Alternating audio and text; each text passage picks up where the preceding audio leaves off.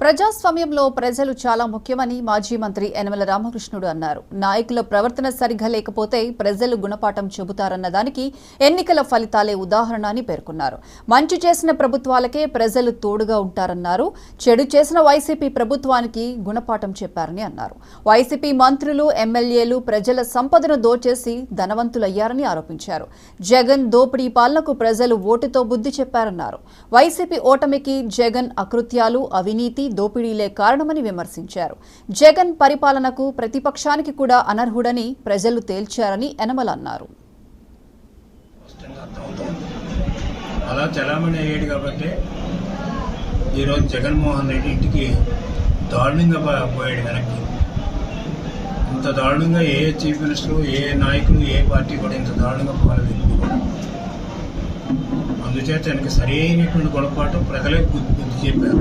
సరే, పొలిటికల్ పార్టీలన్నీ కూడా వాళ్ళ పాత్రలు వాళ్ళు పోషించారు, కానీ అదొక ప్రచారం జరిగింది కానీ అతనికి వ్యతిరేకంగా.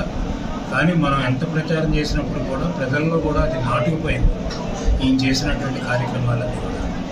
అతనితో పాటు నియోజకవర్గ ఇన్ఛార్జెస్, వాళ్ళ ఎమ్మెల్యేలు కానీ, మంత్రులు కానీ, వాళ్ళ పార్టీ ప్రజలు కానీ ఎవరు చూసినప్పుడు కూడా దొరికింది అలాగా దోచుకోవడం అనేటువంటి కార్యక్రమం పెట్టారు తప్ప ప్రజలకు ఏదో చేయాలనేటువంటి ఆలోచన ఎవరు కూడా చేయలేదు. దానికి మన నియోజకవర్గం కూడా పెద్ద ఉదాహరణ.